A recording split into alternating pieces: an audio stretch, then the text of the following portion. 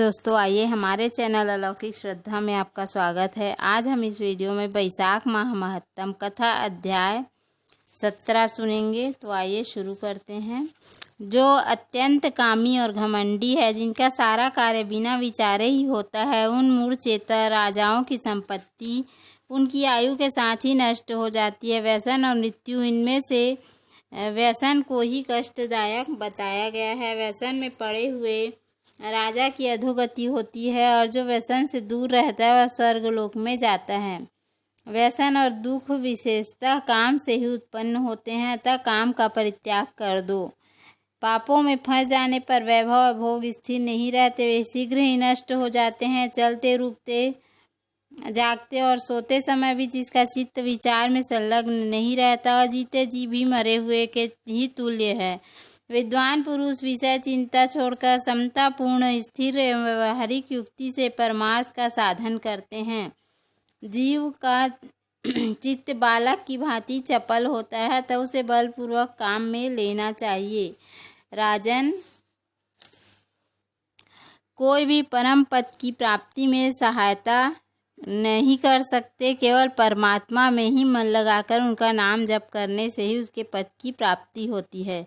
इसलिए हे राजन, विद्वान पुरुष को उचित है कि वह विषयों में प्रवृत्त हुए चित्त को रोकने के लिए यत्न करे। यत्न से वह अवश्य ही वश में हो जाता है। यदि मनुष्य मोह में पड़ जाए, स्वयं विचार करने में असमर्थ हो जाए, और उसे विद्वान सुहृदयों के पास जाकर प्रश्न करना चाहिए। वे पूछने पर यथोचित कर्तव्य का उपदेश देते हैं। कल्याण की इच्छा रखने वाले को हर एक उपाय से काम और क्रोध का निग्रह करना चाहिए, क्योंकि वे दोनों कल्याण के विघात करने के लिए उद्यत रहते हैं। राजन, बड़ा काम बड़ा बलवान है और शरीर के भीतर रहने वाला महान शत्रु है। श्रेय की अभिलाषा रखने वाले पुरुष को उसके अधीन नहीं होना चाहिए।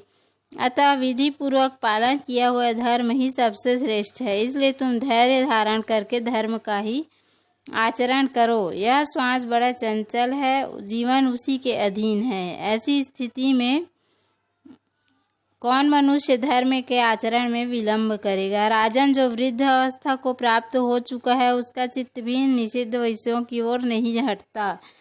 हाय, यह कितने शोक की बात है पृथ्वीनाथ, इस काम के मोह में पड़कर तुम्हारी सारी उम्र व्यर्थ बीत गई। अब भी तो अपने हित साधन में लगो। राजन, तुम्हारे लिए सर्वोत्तम हित की बात कहता हूँ, क्योंकि मैं तुम्हारा पुरोहित और तुम्हारे भले बुरे कर्मों का भागी हूँ। मुनीश्वरों ने ब्राह्म हत्या, सुरापान, चोरी, गुरु पत्नी गमन आदि महापातक बताए हैं।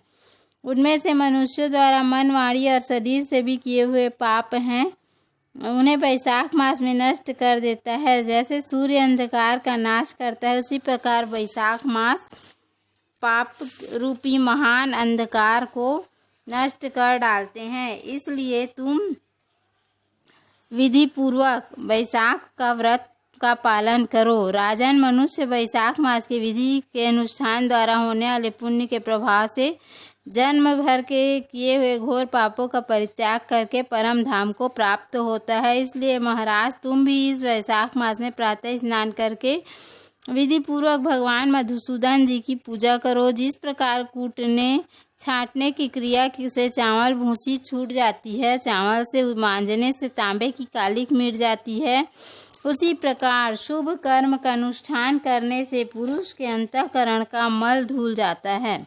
राजा ने कहा, सौम्य स्वभाव वाले गुरुदेव, आपने मुझे वह अमृत पिलाया जिसका आविर्भाव समुद्र से नहीं हुआ है। आपका वचन संसार रूपी रोग का निवारण तथा दुर्व्यसनों से मुक्त करने वाला द्रव्य भिन्न औषध है। आपने कृपा करके मुझे आज इस औषध का पान कराया है।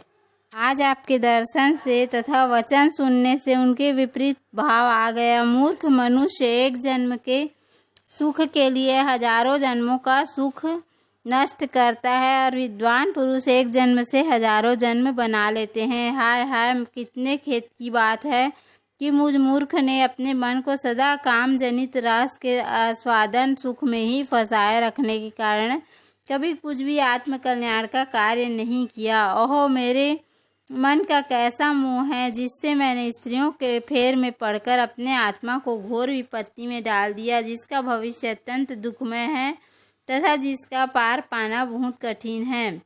भगवान, आपने स्वतः संतुष्ट होकर अपनी वाणी से आज मुझे मेरी स्थिति का बोध कराया, अब उपदेश देकर मेरा उद्धार कीजिए। कश्यप जी बोले, राजन, बुद्धिमान पुरुष को चाहिए कि वह बिना पूछे अथवा अन्याय पूर्वक पूछने पर किसी को उपदेश न दें। लोक में जानते हुए भी जड़वत अनजान की भांति आचरण करे, परंतु विद्वान शिष्यों, पुत्रों तथा श्रद्धालु पुरुषों को उनके हित की बात कृपा पूर्वक बिना पूछे भी बतानी चाहिए। राजन, इस समय तुम्हारा मन में धर्म में स्थित हुआ है, अतः तुम्हें वैशाख स्नान के उत्तम व्रत का पालन कराऊंगा। तदंतर पुरोहित कश्यप ने राजा महिरथ से वैशाख मास में स्नान, दान और पूजन कराया। शास्त्र में वैशाख स्नान की जैसी विधि उन्होंने देखी थी उसका पूरा पालन कराया। राजा महिरथ भी गुरु की प्रेरणा से उस समय विधि पूर्वक सब नियमों का पालन किया तथा माधव मास का जो विधान उन्होंने बताया वह सब आदर पूर्वक सुना।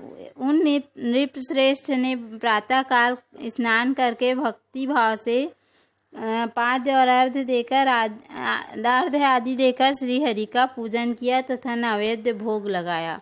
बोलो श्री हरि विष्णु भगवान की जय। तो उम्मीद है आपको हमारा वीडियो पसंद आया होगा। यदि हमारा वीडियो पसंद आया तो वीडियो को लाइक, शेयर और सब्सक्राइब करना ना भूलें। अगली कथा हम कल सुनेंगे। धन्यवाद। राधे राधे।